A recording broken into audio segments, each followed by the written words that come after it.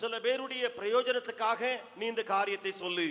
प्रभु की तरीका क्या है इसको समझाने के लिए मैं इस बात को कहने के लिए चाहता हूं. தேவனுடைய வழி முறை என்ன என்ற காரியத்தை புரிய வைக்க நான் பேச விரும்புகிறேன். आप और हम जानते हैं हमारे जीवन में परमेश्वर ने एक मकसद को मन में रखते हुए चुन लिया था. நீங்களும் நானும் அறிந்திருக்கிற விஷயம், தேவனாய கர்த்தர் ஒரு பெரிய நோக்கம் அல்லது திட்டத்தை மனதில் வைத்து உங்களையும் என்னையும் தெரிந்து கொண்டிருக்கிறார். बाइबल जैसा बतलाती है हमने उसको सुना नहीं, उसने हमें चुन लिया करके बाइबल बतलाती है. வேதம் சொல்லுகிறது நாம் அவரை தெரிந்து கொள்ளவில்லை, அவர் நம்மை தெரிந்து கொண்டிருக்கிறார்.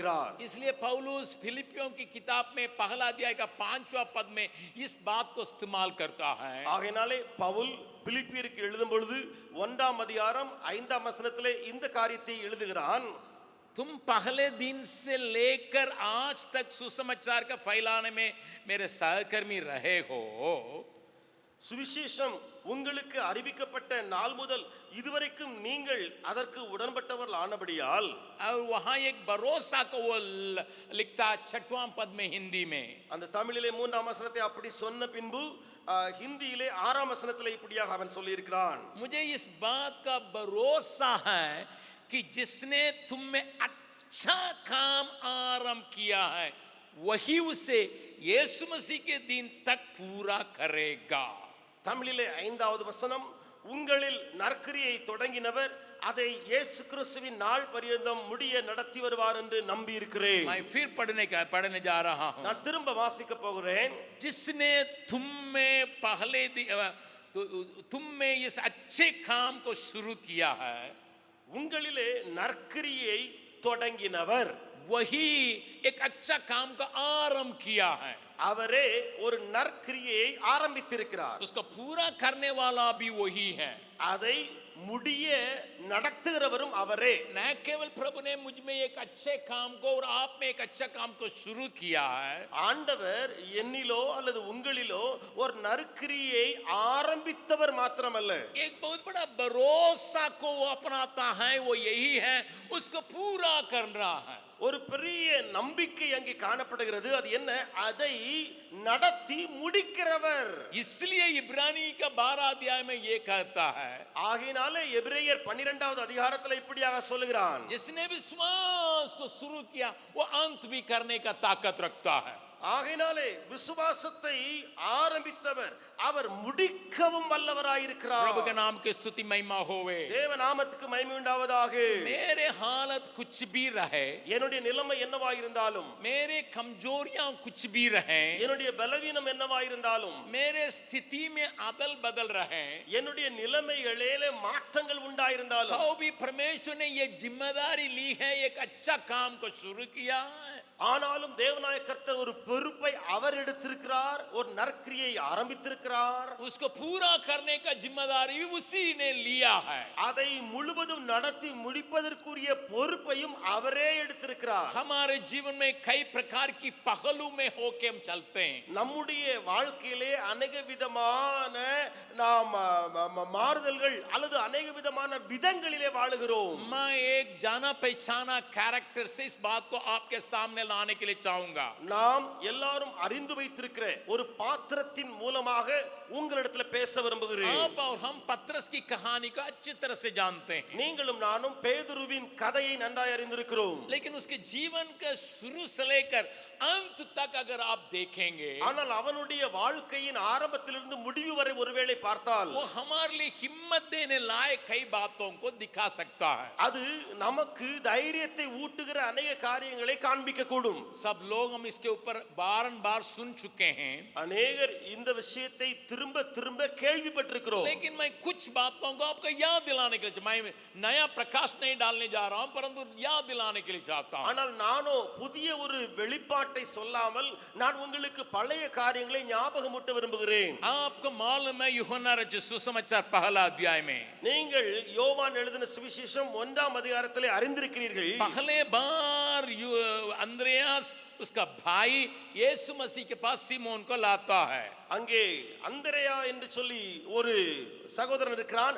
அவன் அவனுடைய சகோதரனாகிய சீமோனை முதலாவது முறையாக ஆண்டவராய் இயேசுவினிடத்தில் கூட்டி வருகிறான். अगर यूहन्ना रचित सुसमाचार पहला अध्याय का आप देखेंगे, ஒருவேளை யோவான் எழுதின சுவிசேஷம் 1ஆம் அதிகாரத்தை பார்த்தால் 40 पद से लेकर 42 पद तक अगर आप पढ़ेंगे, 40ஆம் வசனத்திலிருந்து 42ஆம் வசனம் வரை வாசித்தால் वो अपना भाई सिमोन के पास जाके कहा, हमने मसीहा को देखा है. அவன் போய் தன்னுடைய சகோதரனாகிய சீமோன் பேதுருவிடத்தில் சொல்கிறான், நான் மேசியாவை கண்டேன் என்று. और वो उसके पास ले भी आया है. அதோடு கூட சீமோன் பேதுருவை அந்த மேசியா ஆண்டவரிடத்தில் கூட்டி கொண்டு வருகிறான். 42 पद में ही पहले बार पतरस का मुलाकात यीशु मसीह के साथ होता है. 42வது வசனத்திலே தான் முதலாவது முறையாக இயேசுவுக்கும் பேதுருக்கும் இடையிலே சந்திப்பு. अंद्रयास यीशु के पास जब उसने उसको लाया, அந்திரேயா என்பவன் பேதுருவை இயேசுவினிடத்திலே கூட்டி வந்தபோது, उस शब्दों को थोड़ा ध्यान से सुनिएगा. அந்த வார்த்தைகளை கொஞ்சம் நன்றாய் பாருங்கள். यीशु ने उस पर दृष्टि करके कहा, இயேசு அவனை பார்த்து சொன்னது, और उसके भीतर ये भावनाओं को वो यहाँ नाप रहा है. அங்கே அவனுக்குள்ளே காணப்படுகிற உள்ளான உணர்வுகளை அவர் அளந்து பார்க்கிறார். और क्या बनाने के लिए चाहता उसको भी प्रकट करता पहले बार में. முதலாவது சந்திப்பிலேயே என்னவாக அந்த பேதுருவை மாற்ற விரும்புகிறார் என்பதையும் இயேசு வெளிப்படுத்துகிறார். तुम्हारा परिवर्तन, तुम्हारा गुण, तुम्हारे काम, सब में मैं ये काम करने जा रहा हूं. உன்னுடைய குணங்கள், உன்னுடைய ஸ்வாவம் எல்லாவற்றிலும் ஒரு பெரிய மாற்றத்தை நான் செய்ய போகிறேன். अभी तुम स्थिर नहीं हो, இப்பொழுது நீ திடமாக இல்லை. और तुम जैसा चाहते वैसे इधर उधर टहलने वाले நீ होंगे. மனம் எப்படி சொல்கிறதோ அப்படியே இங்கேயும் இங்கேயும் செல்கிறவனாய் இருக்கிறாய். तुमको स्थायी बनाने के लिए चाहता हूं. ஆனால் உன்னை நிலைப்படுத்த விரும்புகிறேன். पतरस इसको सुन के घबरा गया होगा. பேதுரு இதை கேட்டு கலங்கி போயிருக்கலாம். अब थोड़ा सा मन में ये कल्पना कीजिए, நீங்கள் மனதிலே கொஞ்சம் கற்பனை செய்து பாருங்கள். अचानक आप किसी व्यक्ति से मुलाकात कर रहे हैं, திடீரென்று ஒருவரை நீங்கள் சந்திக்கிறீர்கள். पहले बार मुलाकात कर रहे हैं, முதலாவது சந்திப்பு. और वो एक जवान है. அவனும் ஒரு வாலிபன். आपको मालूम होना चाहिए यीशु मसीह का भी 30 उम्र हो रहा है. இப்பொழுது நீங்கள் அறிந்து வைத்திருக்க வேண்டும், இயேசுவுடைய வயது 30. एक 30 बरस का उम्र वाला जवान एक जन को देख के कह रहा, तुम्हारा हालत यही है, मैं इसको बनाने के लिए चाहता हूं. I want to do a work in you. 30 வயது நிரம்பிய ஒரு வாலிபன் இங்கே ஒரு மனிதனை பார்த்து சொல்லுகிறார், உன்னுடைய நிலைமை இப்படி இருக்கிறது, நான் அதை இப்படியாக மாற்ற விரும்புகிறேன் என்று சொல்லி. अचानक इस बात को सुन के आपके दिल में किस प्रकार की भावना पैदा होती होगी. இப்படி உங்களிடத்தில் ஒரு காரியத்தை யாராவது சொன்னால் கேட்ட பின்பு உங்களுக்குள்ள எப்படிப்பட்ட உணர்வுகள் வரும்? एग्जैक्टली वही बात पतरस के जीवन में हुई है. அப்படிப்பட்ட காரியமே பேதுருவின் வாழ்க்கையிலும் நடந்தது. वहां कुछ जवाब नहीं दिया है, அங்கே எந்த பதிலும் சொல்லாமல் उसका இருக்கிறான், प्रत्युत्तर नहीं दिया है. எந்த பிரதி உத்தரவும் கொடுக்காமல் हाँ, இருக்கிறான். प्रभु मैं उपलब्ध हूं करके अपने को समर्पित नहीं किया है. நான் ஆயத்தம் என்று ஒப்புக் கொடுக்கவும் இல்லை. आओ सुना था जरूर, உண்மையிலேயே கேட்டான். ये आदमी मेरे बारे में कोई योजना बतला रहा है, இந்த மனுஷன் என்னை குறித்து ஒரு திட்டத்தை சொல்லுகிறான். और इस बात को पूरा करने के लिए वायदा भी कर रहा இதை है. நிறைவேற்ற வாக்குவும் அந்த மனுஷர் கொடுக்கிறார். लेकिन मैं नहीं जानता ये कर सकता है कि नहीं. ஆனால் எனக்கு தெரியாது இவரால் செய்ய முடியுமா இல்லையா. मेरी बातों को, मेरी कमजोरियों को, मेरे भीतर ये सारे गुण को ये जानता है कि नहीं, मुझे मालूम नहीं है. என்னுடைய பலவீனங்கள், எனக்கு உள்ளே காணப்படுகிற சுபாவங்கள், நிலைமைகள் இவருக்கு தெரியுமா தெரியாதா என தெரியாது. इसलिए बिल्कुल समोन पतरस जो घबरा गया, ஆகையினாலே முழுவதுமாக சீமோன் பேதுரு கலங்கி விட்டான். कुछ भी जवाब नहीं दिया. ஒரு பதிலும் உரைக்கவில்லை. जबकि उसका भाई एक ही रात में यीशु मसीह को सही पहचान लिया था, அவருடைய சகோதரனை பார்த்தால் ஒரே இரவிலே இயேசுவை சரியாய் அறிந்து கொண்டவன். परंतु पतरस को इसके बारे में कोई जानकारी नहीं हो रही है. ஆனால் இயேசுவை குறித்து, அதை குறித்து பேதுருவுக்கு எந்த அறிவுமே இல்லை. ये मेरे जीवन में क्या कर सकता है, இவர் என்னுடைய வாழ்க்கையில என்ன செய்ய முடியும், ये तो मुझे मालूम नहीं हो रहा है. இது எனக்கு தெரியாமல் இருக்கிறது. वो घर लौटाया. அவன் வீட்டுக்கு வந்தான். लेकिन एक जन को जब प्रभु देखता है, ஆனால் ஒரு மனிதனை ஆண்டவர் பார்க்கும்போது, उसको क्या बनाने के लिए विचार जब रखता है, அவனை உருவாக்க ஆண்டவர் எண்ணமுடையவராய் இருக்கும்போது बार उसके खोज में चले आता. उसको मैं आपको दिखाने के लिए चाहता हूं. திரும்ப திரும்ப அதே ஆண்டவர் அந்த மனுஷனை தேடி தேடி போகிறார் என்பதை உங்களுக்கு சொல்ல விரும்புகிறேன். एक मौका का इस्तेमाल करता है. வாய்ப்பை அவர் பயன்படுத்துகிறார். लूका रचित सुसमाचार லூக்கா எழுதின சுவிசேஷம் उसका 4 अध्याय को देखिएगा. देखिएगा அதனுடைய 4ஆம் அதிகாரத்தை பாருங்கள். वहां पर प्रभु यीशु मसीह के बारे में ये कहा गया है அங்கே ஆண்டவரை குறித்து இப்படி சொல்லப்பட்டிருக்கிறது. 38 वचन को देखेंगे 38வது வசனத்தை பார்க்கலாம். और लूका रचित सुसमाचार 4 अध्याय का 38 पद को देखिएगा லூக்கா எழுதின சுவிசேஷம் 4வது அதிகாரம் 38வது வசனம். वहां पर यीशु मसीह आराधनालय में प्रचार कर रहा है அங்கே ஆண்டவராய் இயேசு கிறிஸ்து ஜெப ஆலயத்திலே பிரசங்கிக்கிறார். वहां से उठ के वो सीधा सिमोन घर में जा रहा है அங்கே ஆலயத்தை விட்டு புறப்பட்டு நேராய் சீமோன் வீட்டுக்கு போகிறார். जब मैं इजराइल विजिट किया था நான் இஸ்ரவேல் போய் பார்த்தபோது और यहाँ कफरनहूम में हमें लोग ले गए थे அங்கே கப்பர்நகூம் என்ற இடத்திற்கு ஜனங்கள் என்னை கூட்டி போனார்கள். वहां पर पतरस का घर करके किसी जगह को लोगों ने दिखाया ஒரு இடத்தை ஜனங்கள் காட்டி சொன்னார்கள், இது பேதுருடைய வீடா இருந்தது. वहां कफरनहूम में एक आराधनालय पाया जाता है அங்கே கப்பர்நகூமிலே ஒரு ஜெப ஆலயம் காணப்படுகிறது. ज्यादा घर नहीं है पुरानी पत्थर अभी तक बना हुआ है அநேக வீடுகள் எல்லாம் அங்கே கிடையாது, பழைய அந்த காரியங்களே அங்கே காணப்பட்டன. उसके एक्सकेवेट करके वहां पर उसको अभी तक रखे हैं அதை அப்படியே அதை வைத்து அதை அப்படியே காண்பிப்பதற்காக அந்த பழைய கற்களையே வைத்திருக்கிறார்கள். उस कफरनहूम के बारे में हमारा गाइड ने ये कहा அந்த கப்பர்நகூமை குறித்து எங்களை நடத்தின கைடு சொன்ன காரியம், और ये एक व्यापार का रूट है இது ஒரு வியாபாரம் செய்யக்கூடிய ஒரு ரூட்டாக இருந்தது. कफरनहूम में से होके आप दक्षिण से लेकर उत्तर तक जाने के लिए रास्ता वहीं पर होके जाता है தென் பகுதியிலிருந்து வட திசையை நோக்கி போவதற்காக கப்பர்நகூம் வழியாகத்தான் வழி உண்டாயிருக்கிறது. और यहाँ पर यीशु पतरस के घर में प्रवेश किया करके उसने कहा था அவர் சொன்ன விஷயம், இந்த இடத்திலே இயேசு கிறிஸ்து கப்பர்நகூமிலே பேதுருடைய வீட்டிலே பிரவேசித்தார். एक और सूचना उन्होंने दिया இன்னும் ஒரு அறிவிப்பு அவர் சொன்னார். ये उसी समय कोरोना जैसा एक महामारी फैली हुई थी அந்த நாட்களிலே கொரோனா போன்ற ஒரு பெரிய கொள்ளை நோய் பரவி இருந்தது.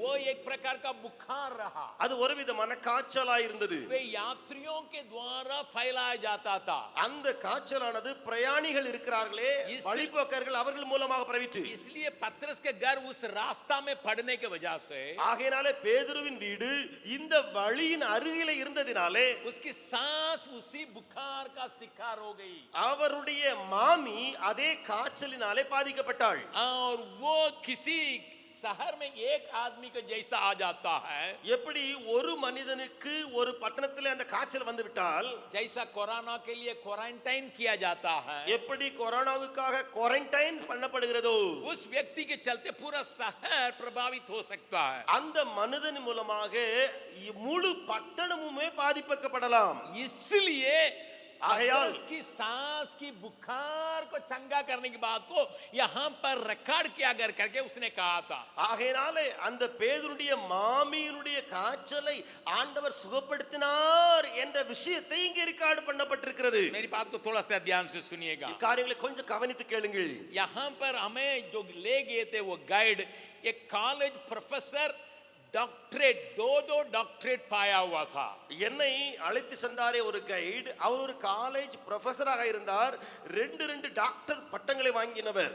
यहूदी है लेकिन अमेरिकन सिटीजनशिप रखा था யூதராய் இருந்தாலும் அமெரிக்க ஒரு நாகரிக அந்த சிட்டிசன்ஷிப் வாங்கி இருந்தார். एक एजी चर्च में असिस्टेंट पास्टर भी था ஏஜி சபையிலே அசிஸ்டன்ட் பாஸ்டராக இருந்தார். इसलिए उनकी बातों पर हमें पूरा भरोसा रखना पड़ा ஆகையினாலே அவர் சொன்ன காரியங்களை எல்லாம் நாங்கள் நம்ப வேண்டியிருந்தது. ऐतिहासिक तौर से उन्होंने इसको समझाया வரலாற்று ரீதியாக அவர் புரிய வைத்தார். एक साधारण बुखार के लिए प्रार्थना करते हुए यीशु मसीह को यहाँ सुसमाचार का लेकर लिखने का कारण क्या है ஒரு சாதாரண காய்ச்சல், அதை வைத்து அந்த ஒரு சுவிசேஷ புத்தகத்தை எழுதக்கூடிய நோக்கம் என்ன? साधारण बुखार जो है सब जगह में फैला जाता है சாதாரண காய்ச்சல் எல்லா இடத்திலும் காணப்படுகிற விஷயம். लेकिन पतरस की सांस का जो बुखार आया वो एक खास बुखार था जो पूरा शहर को प्रभावित कर सकता है ஆனால் பேதுருவின் மாமிக்கு வந்த அந்த காய்ச்சல் இருக்கிறதே, அது ஒரு சாதாரணமான ஒரு காய்ச்சலா இருந்தாலும் முழு பட்டணத்தையும் தாக்கக்கூடியது. उस बात जब मालूम पड़ा यीशु मसीह को, அந்த விஷயம் இயேசுவுக்கு தெரிந்தபோது वो प्रार्थना अर्थात आराधनालय में से निकल के सीधा सिमोन के घर गया. அவர் நேராய் ஜெப வீட்டிலிருந்து ஆலயத்திலிருந்து புறப்பட்டு சீமோனுடைய வீட்டுக்கு போனார். इस बात को प्रकट करने के लिए I have a concern for this town. मेरे अंदर इस शहर के प्रति ख्याल है, उसको प्रकट करने के लिए. प्रभु के नाम की स्तुति प्रशंसा होवे. देव नामत के महिमाई.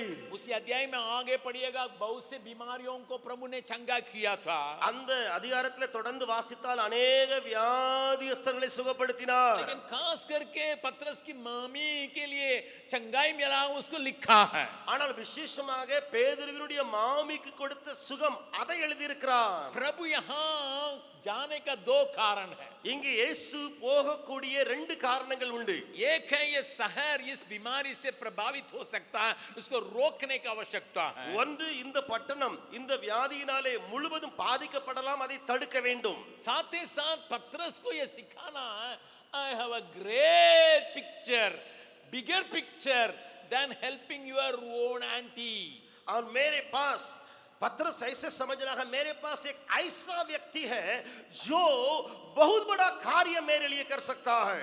क्योंकि पतरस पहली बार प्रभु यीशु मसीह से मुलाकात किया என்றால் பேதுரு முதலாவது முறையாக அங்கே ஆண்டவரை சந்தித்தவன். और उसके बारे में कहा गया है, அவரை குறித்து சொல்லப்பட்டிருக்கிறது, वो उसको ग्रहण नहीं कर पा रहा है, பேதுரு ஏற்றுக்கொள்ள முடியவில்லை, उसको पहचान नहीं पा रहा है, அதை அவன் சிரிக்க வைக்க முடியவில்லை. वो मेरे बारे में ये हो सकता है कि नहीं करके वो जान नहीं सक रहा. என்னால அல்லது எனக்கு சொன்ன காரியங்கள் நடக்குமா என்று சொல்லி அறிய முடியவில்லை. इसलिए पतरस की उस बात को मन में रखते यीशु उसके घर में फिर से प्रवेश कर रहा है. ஆகையினாலே பேதுருடைய காரியத்திலே அல்லது மனதிலே தோன்றுகிற எண்ணங்களை இயேசு மனதில் வைத்து திரும்ப அந்த வீட்டுக்குள் பிரவேசிக்கிறார். इस सुबह के समय परमेश्वर क्या कहने के लिए चाहता है? காலையிலே ஆண்டவர் என்ன சொல்ல விரும்புகிறார்? शायद आपके बारे में परमेश्वर के मनसा को शायद आप नहीं समझते होंगे. ஒருவேளை தேவனுடைய நோக்கம் உங்களை குறித்து இருக்கிறதே, அதை நீங்கள் அறியாமல் இருக்கலாம். और आपके मन में छला नहीं होगा. உங்களுடைய புத்திக்கு எட்டாமல் இருக்கலாம். या आप उसको पहचानने का ताकत नहीं रखे होंगे.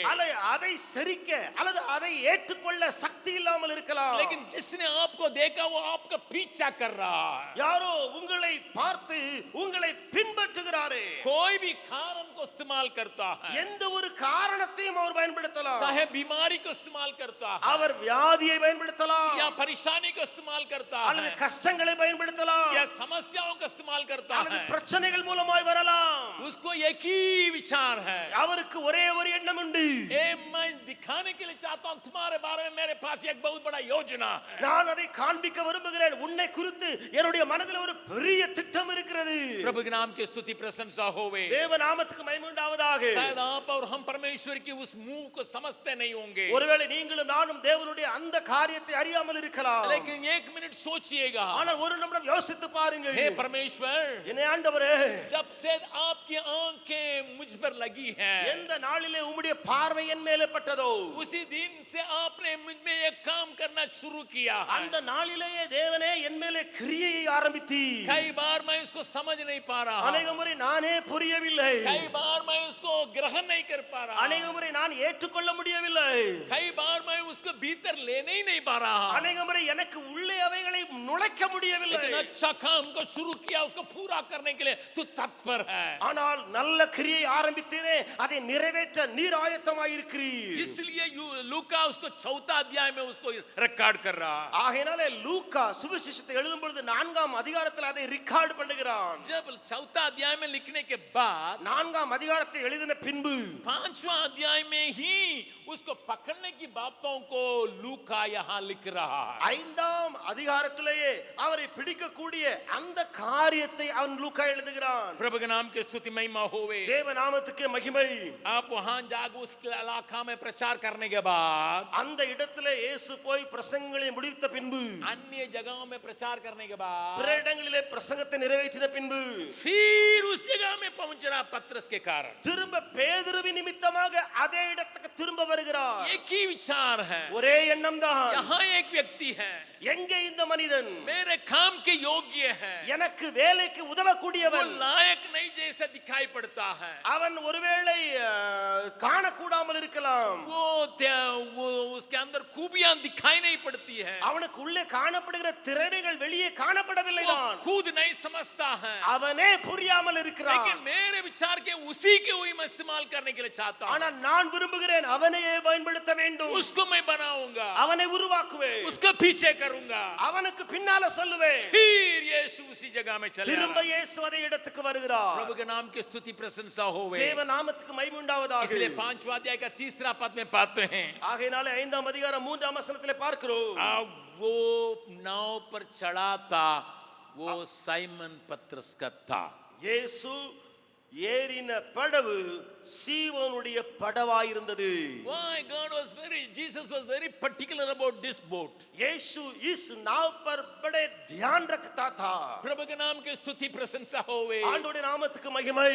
Purposely Jesus took that choice. जान बूझ के प्रभु यीशु ने उस मौका को इस्तेमाल किया. इस सुबह का समय मैं आपको याद दिलाने के लिए चाहता हूं. இந்த காலைவேளையில உங்களுக்கு ஞாபகம் விட்டு விரும்புகிறேன். मेरे बारे में जब परमेश्वर सोचता है, என்னை குறித்து என் ஆண்டவர் யோசிக்கும் போது, जब मेरे बारे में एक विचार को रखता है, அல்லது என்னை குறித்து அவர் ஒரு எண்ணம் உடையும் போது, उसको उसके लिए बारंबार मौका खोजता है. அதை நிறைவேற்ற திரும்ப திரும்ப வாய்ப்பை அவரே தேடுகிறார். मैं एक दोस्त को जानता हूं. நான் ஒரு நண்பரை அறிவேன். मुझसे वो सीनियर था, அவர் என்னை காட்டிலும் மூத்தவர். 3 साल सीनियर था. 3 வயதுக்கு மூத்தவர். जब मैं हाई स्कूल में पढ़ने समय परमेश्वर के काम में उतना मन नहीं लगाता था. நான் பள்ளிக்கூடத்திலே படித்துக் கொண்டிருந்த பொழுது தேவ காரியத்தில் அதிகமாய் ஈடுபாடு இல்லை. खेल कूद में मैं ज्यादा समय बिताता था. நான் விளையாட்டிலே அதிகமாய் நேரம் செலவழித்தேன். मैं पढ़ता था, படித்தேன். लेकिन परमेश्वर की बातों पर ज्यादा मन नहीं लगाता था. ஆனால் தேவ காரியங்களிலே அதிக கவனம் உடையவில்லை. अच्छे घर के होने के चलते प्रार्थना मीटिंग में शामिल होता था. நல்ல வீட்டிலே இருந்ததினாலே ஜெப கூட்டத்திலே கலந்து கொள்வேன். लेकिन जो मैं सीनियर जो है, ஆனால் என்னை காட்டிலும் சீனியர், मैं वो 3 साल सीनियर था. அவர் 3 வயது என்னை தாண்டி படித்தவர். उसके अंदर ये खूबी को मैंने देखा था. அவருக்குள்ளே இருந்த ஒரு தாளந்தை நான் பார்த்தேன். स्कूल में नया लड़का कोई भी पहुंचेगा, அந்த பள்ளிக்கூடத்திலே புதிய மாணவன் யார் வந்தாலும், विशेष तौर से जून महीना में नहीं, விசேஷமாக அந்த ஜூன் மாதத்திலே இல்ல, पीछे की बातों पर वो मन लगाने वाला था. அதாவது பின்னாலே இருக்கிற காரியங்களிலே அவன் ரொம்ப மனது வைப்பான். किसी के ट्रांसफर होके उसका बच्चा अगर आएंगे, ஒருவேளை யாருக்கோ டிரான்ஸ்ஃபர் ஆகி இடையில ஒரு பையன் சேர்ந்துட்டான், कोई भी क्लास का क्यों न हो, எந்த வகுப்புல அவன் சேர்ந்தாலும் वो उसको खोज में चले आता था. இவன் தேடி அவனை தேடி போயிருவான். मैं आपको बताने के लिए चाहता हूँ, நான் உங்களுக்கு சொல்லட்டுமா, जब मैं 8वां क्लास में था, நான் 8ஆம் வகுப்பில் இருந்தபோது एक भाई अचानक, उसका पिताजी टीचर थे, उनका ट्रांसफर होने के चलते हमारा क्लास में आया. ஒரு சகோதரன் அவருடைய அப்பா டீச்சராக இருந்தாங்க, டிரான்ஸ்ஃபர் ஆனதுனால திடீரென்று எங்க வகுப்புக்கு வந்தான்.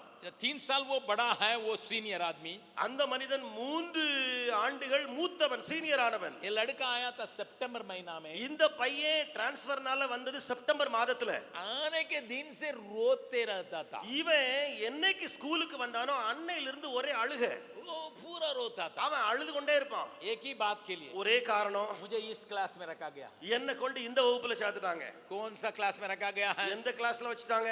हम लोगों का एक ही 4 सेक्शन में, एक सेक्शन लड़की और लड़का दोनों एक को एजुकेशन थे. அது 4 செக்ஷன் உடைய அந்த கிளாஸா இருந்தாலும் அதுல ஒரு செக்ஷன் கோ எஜுகேஷன், பையங்களும் பிள்ளைங்களும் சேர்ந்து படிக்கிற ஒரு வகுப்பு. 8वां क्लास तक वही बात पाई जाती थी. 8ஆம் வகுப்புல அந்த காரியம் இருந்துச்சு. उसी क्लास में जगह होने के चलते उसमें इनका नाम लिखवाया गया. அந்த கோயட் அந்த வகுப்புல இடம் இருந்ததனால இவனை அதுல கொண்டு பெயர் வச்சுட்டாங்க. मुझे अभी भी याद है कि 24 घंटा रोता था. எனக்கு இப்போ ஞாபகம் இருக்குது, 24 மணி நேரமும் அழுதுட்டே இருப்பான். और टीचर पढ़ाते थे लेकिन रोते रहते थे. டீச்சர் அங்க படிச்சு கொடுத்தாலும் இவன் அழுதுகிட்டே मेरे இருப்பான். बगल में बैठता था. என் பக்கத்துல உட்கார்ந்திருப்பான். मैं पूछता था क्यों रोते हो? நான் கேட்பேன், ஏன் பாடுற?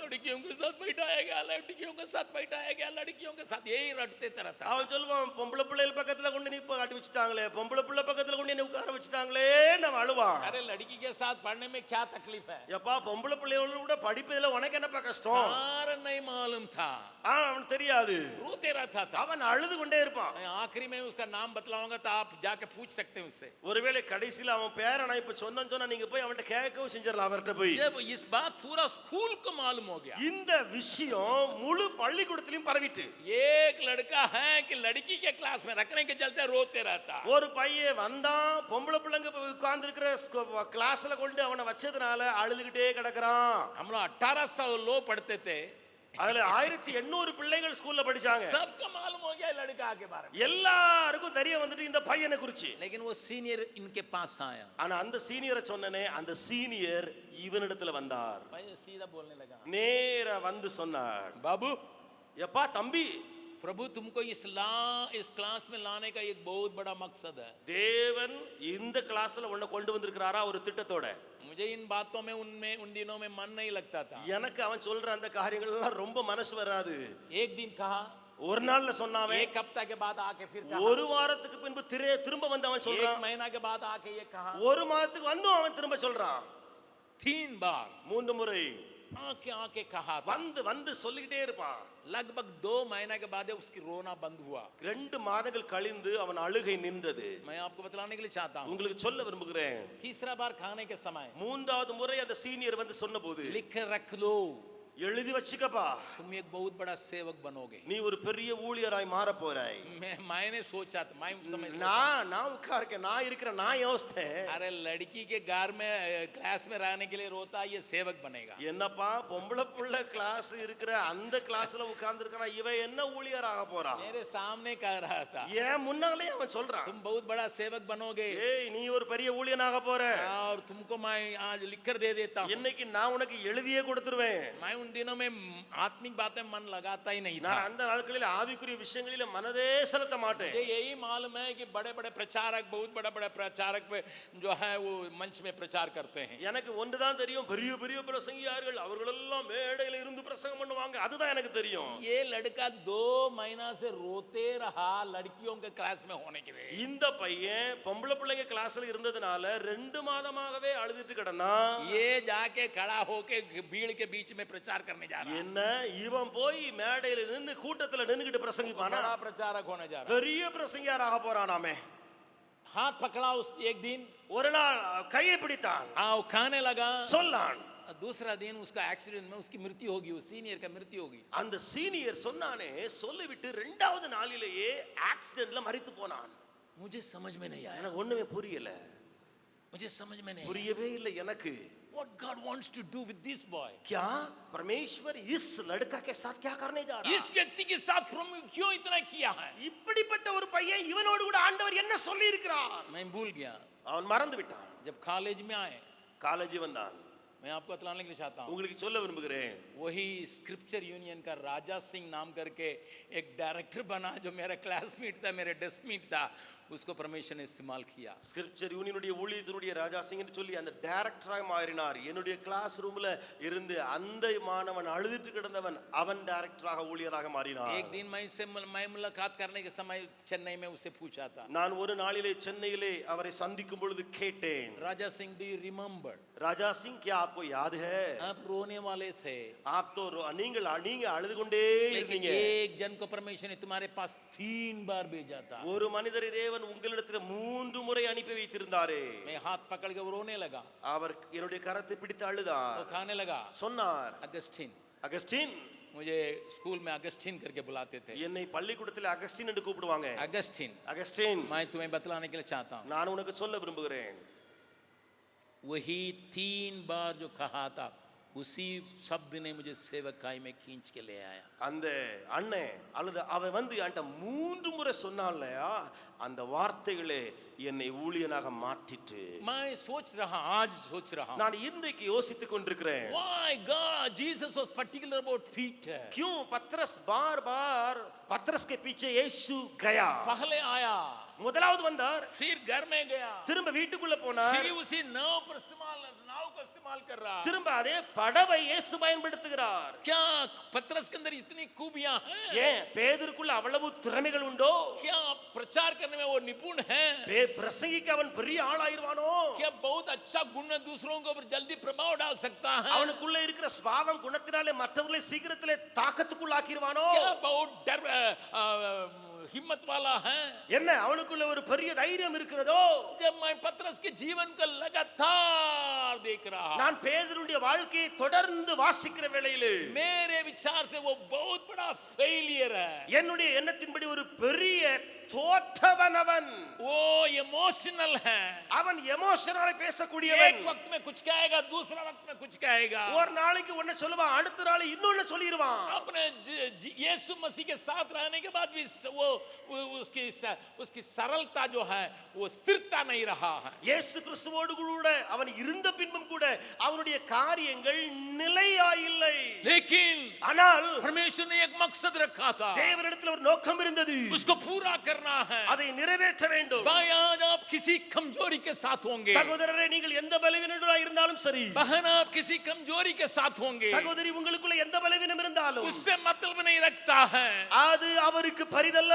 प्रभु ने आप में अच्छा काम को शुरू किया। தேவன் உங்களிலே ஒரு நற்கிரியை ஆரம்பித்திருக்கிறார். टेक माय वर्ड, मेरे वचन को ले लो, मेरे शब्द को ले लीजिए, என்னுடைய வார்த்தையை எடுத்துக்கொள்ளுங்கள், बारंबार कहिए, திரும்ப திரும்ப சொல்லுங்கள். प्रभु ने आपने मुझ में अच्छे काम को शुरू किया, ஆண்டவரே என்னிலே ஒரு நற்கிரியை நீர் ஆரம்பித்தீர், इसको पूरा करेगा। அதை நீர் நிறைவேற்றுவீர். कुछ भी रुकावट आए, என்ன தடை வந்தாலும், कुछ भी स्थिति हो जाए, என்ன நிலைமை மாறினாலும், कुछ भी बातें आए, என்ன காரியம் வந்தாலும், लेकिन तू मुझ में अच्छे काम को शुरू किया ஆனால் நீர் என்னிலே நற்கிரியை ஆரம்பித்தீர். और ये जिम्मेदारी भी लिया, पूरा करेगा। நீரே பொறுப்பை எடுத்துக்கொண்டிருக்கிறீர், इसको पूरा करेगा। நிறைவேற்றுவே. पूरा करने समय तक छोड़ेगा नहीं। நீர் அதை நிறைவேற்றும் வரையிலும் கைவிடாதிருப்பீர். मैं उसकी मनसा का थोड़ा दिखाने के लिए चाहता हूँ। நான் அவருடைய மனநிலையை கொஞ்சம் காண்பிக்க விரும்புகிறேன். मत्ती रचित सुसमाचार उसका 16 अध्याय को खोलिएगा। மத்தேயு எழுதின சுவிசேஷம் 16வது அதிகாரத்தை திறவுங்கள். मत्ती रचित सुसमाचार 16 अध्याय में மத்தேயு 16ஆம் அதிகாரத்திலே यहाँ पतरस को तारीफ कर रहा प्रभु यीशु। இங்க இயேசு கிறிஸ்து பேதுருவை புகழ்ந்து பேசுகிறார். आप सबको जो मालूम है, எல்லாரும் அறிந்திருக்கிறது. और वहां पर जब प्रभु यीशु मसीह को उसने मसीहा करके ग्रहण किया था, அங்கே பேதுரு இயேசு கிறிஸ்துவை மேசியா என்று சொல்லி அறிக்கையிட்ட போது 16वां पद में पढ़ते हैं, 16ஆம் வசனத்திலே पतरस ने कहा तुम जीवित परमेश्वर के पुत्र हैं। அங்கே பேதுரு சொன்னார், நீர் ஜீவனுள்ள தேவனுடைய குமாரனாகிய கிறிஸ்து. एक प्रकटीकरण स्वर्ग में से मिला है। இந்த வெளிப்பாடு பரலோகத்திலிருந்து கிடைத்திருக்கிறது. यीशु वहां पर कहता है, இயேசு சொல்லுகிறார், और उस बात के बाद, அந்த விஷயத்துக்கு பின்பு, उस घटना को भी आप जानते हो, அந்த சம்பவத்தை நீங்கள் அறிந்திருக்கிறீர்கள். उसी पतरस को அதே பேதுருவை यीशु शैतान करके कहता है, இயேசு பேதுருவை சாத்தான் என்று அழைக்கிறார், डांटते हुए कहता है। அதட்டி சொல்லுகிறார். उस जगह को मैं आपको सामने लाने के लिए चाहता हूं। அந்த இடத்திலே உங்களை நான் கொண்டு வர விரும்புகிறேன். कुछ क्षण के पहले परमेश्वर का प्रकाश पाया हुआ व्यक्ति, சில மணித்துளிகள் கொஞ்ச நேரத்துக்கு முன்பதாக ஒரு தேவ வெளிப்பாட்டை பெற்ற மனிதன் थोड़ा समय में शैतान जैसा बातचीत कर रहा है। கொஞ்ச நேரத்துக்குள்ளே சாத்தானை போல பேசுகிறான். थोड़ा वक्त पहले एक कुंजी को पाया हुआ व्यक्ति, கொஞ்ச நேரத்துக்கு முன்பதாக ஒரு திறவுகோலை பெற்றவன், प्रभु ने उसको हाथ में एक कुंजी को दिया था, தேவனாய கர்த்தருடைய கரத்திலே ஒரு திறவுகோலை கொடுத்தார். लेकिन वही प्रभु अभी कहता ये शैतान அதே ஆண்டவர் இப்பொழுது சொல்கிறார், ஏ சாத்தான், एक क्षण में परिवर्तित हो गया, ஒரு கொஞ்ச நேரத்துல மாறிவிட்டான். एक क्षण में उसके विचार में परिवर्तन நொடி आया, பொழுதுல எண்ணங்கள் மாறுகிறது. मनुष्य के जैसा सोचने लगा, மனிதனை போல யோசித்தான். परमेश्वर के विचार से अलग हो गया। தேவ திட்டத்தை நோக்கத்தை மறந்தான். प्रभु के नाम की स्तुति महिमा हो। தேவநாமத்துக்கு மகிமை. इस वातावरण में पतरस वहां खड़ा है। இந்த சூழ்நிலையில பேதுரு அங்கே நிற்கிறான். उस समय प्रभु ये क्या कहता है, அந்த நேரத்திலே ஆண்டவர் சொல்லுகிறது என்ன தெரியுமா? 16 अध्याय का 28 पद को पढ़िएगा। 16ஆம் அதிகாரம் 28வது வசனத்தை 16 अध्याय का வாசியுங்கள். 28 पद। 16வது அதிகாரம் 28வது வசனம். अभी पतरस का हृदय को थोड़ा सा देखिएगा। இப்பொழுது பேதுருடைய இருதயத்தை கொஞ்சம் பாருங்கள். मुझको एक कुंजी मिला था, लेकिन एक मिनट में मैंने अपने मुंह के चलते उसको खो दिया। எனக்கு ஒரு திறவுகோல் கிடைத்தது, ஆனால் என்னுடைய வாயின் வார்த்தையினாலே நொடி பொழுதில் அதை இழந்து मैंने விட்டேனே. अपने मुंह के बल से उसको खो बैठा हूँ। என்னுடைய வாயின் வார்த்தையினாலே அதை இழந்து நிற்கிறேன். अगर मैं चुपचाप रहता ये नहीं खोता, நான் பேசாம இருந்திருந்தேனா இழந்திருக்க மாட்டேன். मैं चुपचाप रहना चाहिए था, எனக்கு பேசாம இருந்திருக்கணும். लेकिन मैंने प्रभु यीशु मसीह को डांटने लगा हूँ। ஆனா நானோ இயேசு கிறிஸ்துவையே திட்ட इस ஆரம்பித்தேன். कंफ्यूजन में वो खड़ा है। இந்த குழப்பத்திலே பேதுரு நிற்கிறான். वहां पर यीशु एक बात को आग्रह कर रहा है, அங்கே இயேசு கிறிஸ்து சொல்லுகிற ஒரு காரியம், मैं तुमसे सच कहता हूँ, நான் உன்னிடத்திலே மெய்யாகவே சொல்லுகிறேன், जो यहाँ खड़े हैं இங்கே நிற்கிறவர்களில் उनमें से कितने ऐसे हैं, சிலர் இப்படி இருக்கிறார்கள், जब तक मनुष्य के पुत्र को उसके राज्य में आते नहीं देखेंगे तब तक मृत्यु का स्वाद कभी नहीं चखेंगे। மனுஷகுமாரன் தம்முடைய ராஜ்யத்தில் வருவதை காணும் முன் மரணத்தை ருசி பார்ப்பதில்லை என்று अभी சொல்கிறார். इस बात को पतरस सुन रहा है। இந்த விஷயத்தை பேதுரு கேட்கிறான். पतरस के मन में क्या होता होगा? பேதுருவின் மனத்துல என்ன உண்டாயிருக்கும்? अरे हम भी उसमें खड़े हैं। நானும் தான அந்த கூட்டத்துல இருக்கேன். I failed miserably। मैं तो बुरी तौर से हार गया था. अब ये मैं बिल्कुल हार गया हूँ। நான் முழுவதும் தோற்றவன். थोड़ा एक क्षण के पगले में हारा हूँ। கொஞ்ச நேரத்துக்கு முன்பதாக தோற்று போனவன். थोड़ा बहुत मैं अगर उससे बच जाता, கொஞ்சம் அதிலிருந்து தப்பி இருப்பேன் என்றால் एक बहुत बड़ा ऊंचे महिमा का अनुभव मुझे मिलता। ஒரு பெரிய உயர்ந்த மகிமையின் அனுபவம் கிடைத்திருக்குமே. मैंने इसको खो दिया। ஆனால் இழந்து போனேனே. मैंने उसको खो दिया। இழந்து போனேனே. प्रभु के नाम की स्तुति प्रशंसा होवे। தேவநாமத்துக்கே மகிமை. लेकिन मैं परमेश्वर को धन्यवाद देता हूँ, ஆனால் கர்த்தருக்கு நன்றி சொல்கிறேன். जिसने अच्छे काम को शुरू किया, எவர் நற்கிரியை ஆரம்பித்தாரோ उसको आगे रखने के लिए चाहा, அவர் தொடர்ந்து நிலைவரப்படுத்த उसके விரும்புகிறார். आगे लगाने के लिए चाहा। அவரை முன்னே வைக்க விரும்புகிறார். इसलिए 17वां अध्याय का पहला पद में लिखा है, ஆகையினாலே 17ஆம் அதிகாரத்தின் 1ஆம் வசனத்தில் எழுதி இருக்கிறது. मत्ती सुसमाचार का 17 अध्याय का पहला पद में लिखा है, மத்தேயு 17:1 6 दिन के बाद 6 நாளைக்கு பின்பு यीशु ने 3 लोगों को लेके गया। இயேசு 3 பேரை கூட்டிக் கொண்டு போகிறார். यीशु पतरस से कहता है, இயேசு பேதுருவிடத்துல கேட்கிறார், சொல்லுகிறார், पतरस பேதுருவே कम विद मी। मेरे साथ आजा. क्या हालत होता होगा? என்ன ஒரு காரியம் அவனுக்குள்ளே வந்திருக்கு. मी क्या मैं मी मैं मी मैं 6 दिन के अंदर 6 நாளைக்கு 6 முன்னாடி दिन के अंदर 6 நாளைக்குள்ளே मेरे लिए एक ऊंचा अनुभव, எனக்கு ஒரு அனுபவம். हारा हुआ व्यक्ति, ஒரு தோற்ற மனிதன், इमोशनल व्यक्ति, அவன் ஒரு எமோஷனல் பேசக்கூடியவன், जिसमें स्थिरता नहीं रहा। நிலையே இல்லாத மனிதன். क्या मुझे ऊंचा अनुभव? என்ன எனக்கு ஒரு உயர்ந்த அனுபவமா? That is my Jesus। यही मेरा यीशु है. That is my Jesus। यही मेरा यीशु मैं है. आपको बतलाना चाहता हूँ, यही आपका यीशु है। இதுதான் உங்கள் இயேசு என்று சொல்ல वो விரும்புகிறேன். 6 दिन तक उसका याद नहीं रखता है, 6 நாட்களும் அவர் அதில் நினைவு கூறாதவர். तुम्हारा हार के ऊपर अध्ययन नहीं करता है, உன்னுடைய தோல்வியை அவர் தியானிக்கிறவர் அல்ல. तुम्हारे हार के ऊपर वो मन लगाता नहीं है। உன்னுடைய பழைய தோல்வியிலே அவர் மனது செலுத்துகிறவர் அல்ல. एक हफ्ता के अंदर उसको पुराने बातों में चले आता है। ஒரு பழைய ஒரு வாரத்துக்குள்ளே அவர் அந்த பழைய தெரிந்து கொண்டதற்குள்ளே வருகிறார். तुम्हारे बारे में जो विचार रखा उसमें फिर से चले आता है। உன்னை குறித்த ஒரு பெரிய எண்ணம் வைத்திருந்தாரே அந்த எண்ணத்துக்குள்ளே இயேசு வருகிறார். इसलिए हिम्मत बांधिए। ஆகையால் தைரியமாயிருங்கள். आप झुके होंगे, நீங்கள் அப்படி இருந்திருக்கலாம். झुके होंगे, झुके होंगे, ஆசாரியர் நீங்கள் விழுந்து குனிந்திருக்கலாம். टूट गए होंगे। நீங்கள் ஒருவேளை விழுந்திருக்கலாம். फिर प्रभु आपको खड़ा करके उस अनुभव में ले आने के लिए ஆனா चाहता है। திரும்ப உங்களை நிறுத்தி அதே அனுபவத்துக்குள்ளே ஆண்டவர் கொண்டு வர விரும்புகிறார். प्रभु के नाम की स्तुति प्रशंसा हो। தேவநாமத்துக்கு மகிமை உண்டாவதாக.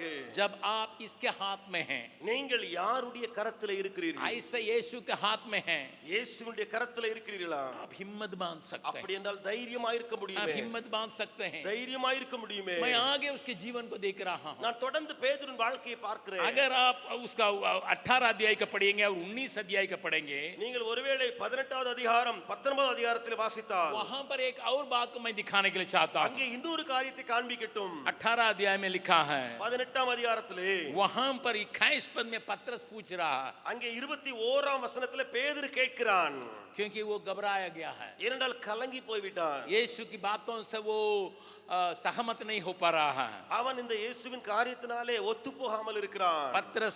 पतरस ने पास आकर कहा, क्या प्रभु मेरा भाई अपराध करता रहे, क्या मैं उसको क्षमा करते रहना है? அப்பொழுது பேதுரு இயேசுவினிடத்தில் வந்து, ஆண்டவரே, என் சகோதரன் எனக்கு விரோதமாய் குற்றம் செய்து கொண்டே வந்தால் என்ன நான் மன்னித்து கொண்டே இருக்க வேண்டுமா? हिंदी अनुवाद बहुत सुंदर है। அங்கே இந்தி மொழிபெயர்ப்பு மிக அழகாய் இருக்கிறது. मेरा भाई अपराध करता ही रहते, वही लगातार वही करते रहे। அங்கே இந்தியில சொல்லப்படுகிறது, என்னுடைய சகோதரன் எனக்கு விரோதமாய் குற்றம் செய்து கொண்டே வந்தால் कितने बार क्षमा कर सकते? எத்தனை முறை நான் மன்னிக்க முடியும்? I find it difficult to digest what you say. आप जो कहते हैं उसको ग्रहण करने में मेरे अंदर तकलीफ है प्रभु. आगे 19वां अध्याय में देखिए, தொடர்ந்து 19வது அதிகாரத்திலே 27वां पद में लिखा है, 27ஆம் வசனத்திலே 19:27। वहां पर पतरस फिर प्रभु से पूछता है, அங்கே 19:27 பேதுரு திரும்ப கேட்கிறான், हम तो सब कुछ छोड़ के तेरे पीछे हो लिए थे, நாங்கள் எல்லாவற்றையும் விட்டு உம்மை பின்பற்றினோமே, हमें क्या मिलेगा? எங்களுக்கு என்ன கிடைக்கும்? दोनों अध्याय की बातों को थोड़ा सा साथ रख के चलिएगा। ரெண்டு அதிகாரத்தின் காணப்படுகிற விஷயங்களை கொஞ்சம் அப்படியே பார்த்து வாருங்களேன். कुछ भी यीशु कहता है என்னதான் இயேசு சொன்னாலும் उसका समझ उल्टा है, இவனுடைய புரிந்து கொள்ளுதல் தலைகீழானது. उसका उल्टा समझ है। இவன் நேர் தலைகீழா புரிவான். यीशु की बातों को समझता नहीं है, இயேசுவின் காரியங்களை புரியாமலே यीशु இருப்பான். की बातों को अपनाता नहीं है, இயேசுவின் காரியங்களை சொந்தமாக்க மாட்டான். यीशु की बातों को पूरे ग्रहण करने के लिए ताकत नहीं है। இயேசுவின் காரியங்களை முழுவதும் ஏற்றுக்கொள்ள சக்தி அற்றவன். प्रभु के नाम की स्तुति प्रशंसा होवे। ஆண்டவருடைய நாமத்துக்கு மகிமை. इस सुबह का समय परमेश्वर आपसे बातचीत करने पाए। இந்த காலை வேளையிலே ஆண்டவர் உங்களோடு பேசுவாராக. Many times you have your own struggle with God, कई- what the Lord says। कई बार प्रभु जो कहता है उनके शब्दों से या शब्दों के ऊपर ही आप संघर्ष करते होंगे. जो आपके लिए रखी हुई योजना में परिवर्तन नहीं लाता, ஆனால் ஆண்டவரோ உங்களுக்காக வைத்திருக்கிற திட்ட நோக்கத்திலே மாற்றம் செய்யாதவர். वो आपकी बातों पर वो कुछ भी परिवर्तन को नहीं ला पाता है। நீங்க உங்கள் மேல இருக்கிற காரியத்திலே எந்த மாற்றமும் செய்யாதவர். प्रभु के नाम की स्तुति प्रशंसा होवे। தேவ நாமத்துக்கு மகிமை. मैं इस सुबह का समय एक बात पर ज्यादा जोर देने के लिए चाहता हूँ। நான் இந்த காலை வேளையில ஒரு காரியத்தின் மேல அதிகமாய் அழுத்தம் கொடுக்கட்டும். उसने मुझ में अच्छा काम को शुरू किया, என்னிலே அவர் நற்கிரியை ஆரம்பித்து விட்டார். उसने मुझ में अच्छा काम को शुरू किया, அவர் என்னிலே நற்கிரியை ஆரம்பித்திருக்கிறார். वो उसी दिन तक पूरा करने के लिए ताकत रखता है। அந்த நாள் वரைக்கும் அதை நிறைவேற்ற வல்லவராய் हे இருக்கிறார். प्रभु, मेरे अंदर स्ट्रगल्स है, ஆண்டவரே எனக்குள்ளே போராட்டங்கள் உண்டு. मेरे अंदर बहुत प्रकार की हार है, எனக்குள்ளே अनेक விதமான தோல்விகள் உண்டு. मेरे अंदर कई प्रकार की अस्थिरता है, எனக்குள்ளே அதிகமாய் நிலையற்ற தன்மைகள். लेकिन उस पर तेरा भरोसा नहीं। ஆனால் அவைகளை நீர் நோக்காமல் परंतु मेरे लिए जो मकसद रखा उसको पूरा करने के लिए अपने को तू सौंपा है। எனக்காக வைத்திருக்கிற நோக்கத்தை நிறைவேற்ற நீர் ஒப்பு கொடுத்திருக்கிறீர். इसके आधा भाग को मैं अगले हफ्ता प्रचार करने के लिए चाहता हूँ। இதனுடைய மற்ற மீதி பாகத்தை நான் அடுத்த வாரம் பிரசங்கிக்க मैं இருக்கிறேன். आपसे खाने के लिए चाहता हूँ इस सुबह के समय। ஆனால் இந்த காலையில உங்களிடத்துல வேண்டிக் கொள்ள போகிறேன். परमेश्वर आपसे बातचीत कर रहा है। தேவன் உங்களோடு கூட பேசிக் मैं கொண்டிருக்கிறார். चाहूंगा इस सप्ताह भर आप इस बात को रटते रहें। நான் விரும்புவேன் இந்த வாரம் முழுவதும் இந்த காரியங்களையே யோசித்துக் கொண்டிருங்கள். उसने मुझ पे अच्छा काम को शुरू किया அவர் है, என்னிலே ஒரு நற்கிரியை ஆரம்பித்திருக்கிறாரே, उसको पूरा करने का ताकत रखता அதை है। நிறைவேற்ற வல்லவரா இருக்கிறார். What God started in me is a good work and God we will finish it off। जो काम मुझ में उसने बनाया या डाला वो अच्छा काम है, वो उसको पूरा करेगा. मेरे अंदर उथल पुथल है, எனக்குள்ளே ஏற்ற தாழ்வுகள் இருக்கிறது. मैं कई बातों को समझता नहीं हूँ, அநேக காரியங்கள் புரியவே இல்லை. मैं कई प्रश्नों को उत्तर नहीं पाता हूँ, அநேக கேள்விகளுக்கு என்னிடத்துல பதில் இல்லை. मेरे पास अभी उत्तर नहीं है उसके लिए। என்னிடத்துல அதற்கு உத்தரவு பதில் இல்லை. मेरे कल्पनाओं में वो सहमत नहीं हो पा रहा, என்னுடைய கற்பனைகளிலே அவைகள் ஒத்து போகிறதில்லை. लेकिन मेरे बारे में यो योजना है, ஆனால் என்னை குறித்து இருக்கிற ஒரு திட்டம், उसमें कोई परिवर्तन नहीं है। அதிலே அவர் மாற்றம் செய்யாதவர். आइए हम सिर झुकाएं। நாம் தலை தாழ்த்து